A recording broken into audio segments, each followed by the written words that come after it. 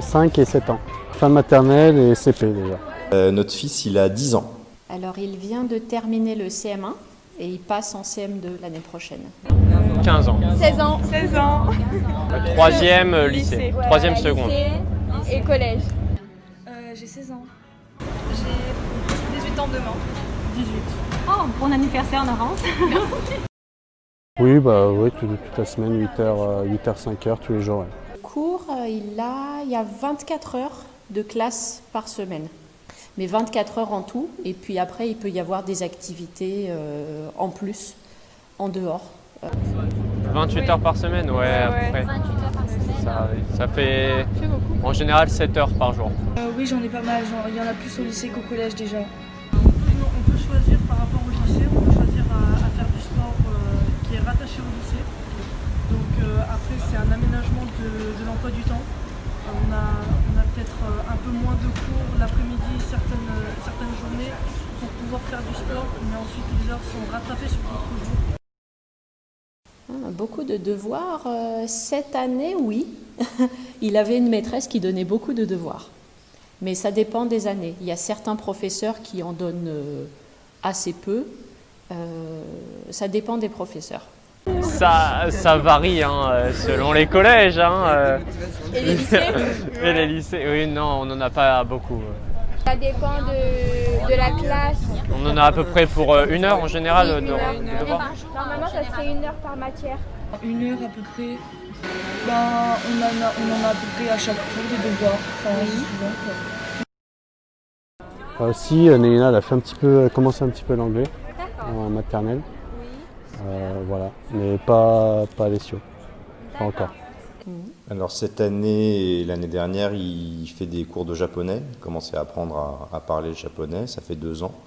Mais sinon, avant, non, il n'a pas fait. Il a essayé quelques activités, mais ça lui a pas trop plu, du sport, de l'athlétisme, des petites choses comme ça. Mais comme ça lui avait pas plu, il a arrêté assez vite. Et le japonais, c'est la première activité qu'il fait vraiment assez longtemps, 2 ans de suite. Ah, non. Oui, les activités avaient arrêté aussi avec le Covid. Mais Alessio fait de la danse, du hip-hop.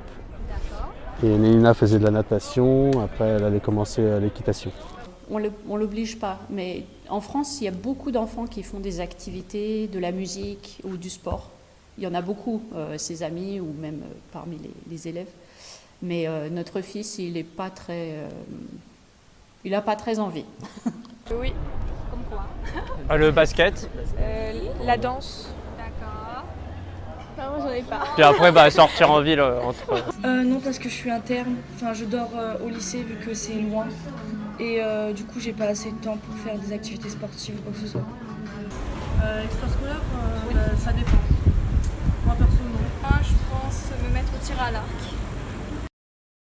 Ils ont arrêté l'école et ils ont repris, les écoles ont réouvert le 22 juin. D'accord. Donc voilà, ils sont retournés 2 semaines en gros à l'école là ils sont en vacances. Et pendant le confinement, pour nous, ça s'est bien passé.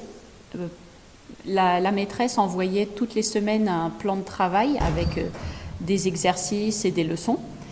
Et on travaillait ensemble, mais lui, même si c'est un bon élève, il en avait marre de travailler tout seul. Alors le confinement, ça a été vague. Ouais. Ça a été des cours en distance par internet. Oui. Pas les week-ends, mais... Oui, voilà.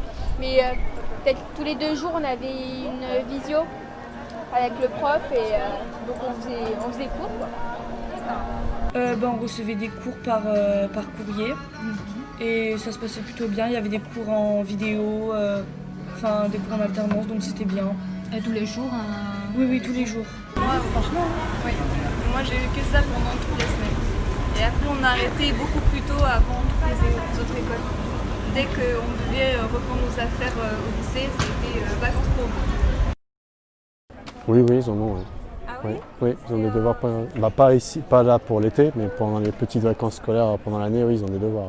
Oui. C'est eux qui donnent des activités de lecture, comme ils ont des vacances de 2 semaines en général, pour pas qu'ils arrêtent totalement leur activité cérébrale, ils ont donné les devoirs.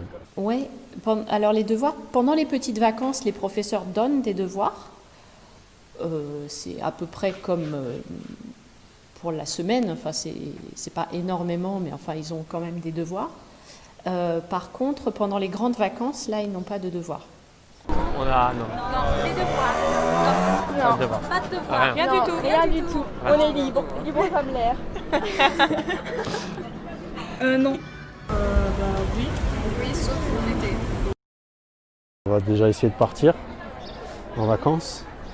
Et sinon après oui, moi j'aime bien leur acheter quand même ce qu'on appelle les cahiers de vacances voilà, pour qu'ils continuent un petit peu à compter, à lire, à continuer un petit peu l'école, quoi. Alors, pas beaucoup de devoirs, hein, parce que nous, on ne fait pas trop travailler pendant l'été, mais on va lire peut-être, on va essayer de lui faire lire des livres, essayer de faire du sport. Si, peut-être de temps en temps qu'on lui fera réviser un petit peu le japonais, ou faire Ou reprendre du calcul, revoir un peu, tu sais, les tables de multiplication, des choses comme ça. Mais les vacances, c'est une bonne occasion, comme on peut aller à la campagne ou à la mer. C'est une occasion de découvrir aussi d'autres choses. Tu vois, c'est un éveil à d'autres choses qu'on n'a pas à Paris, sur la nature, ou tu vois, ça peut être intéressant. Voilà, lui montrer des animaux, des plantes. Voilà, des choses qu'il ne connaît pas, mais qui ne sont pas des choses scolaires. Pas grand-chose. Allez, Oui. Sortir. dans le sud, dans un autre pays. Oui. Ou pas, hein. Excuse-moi.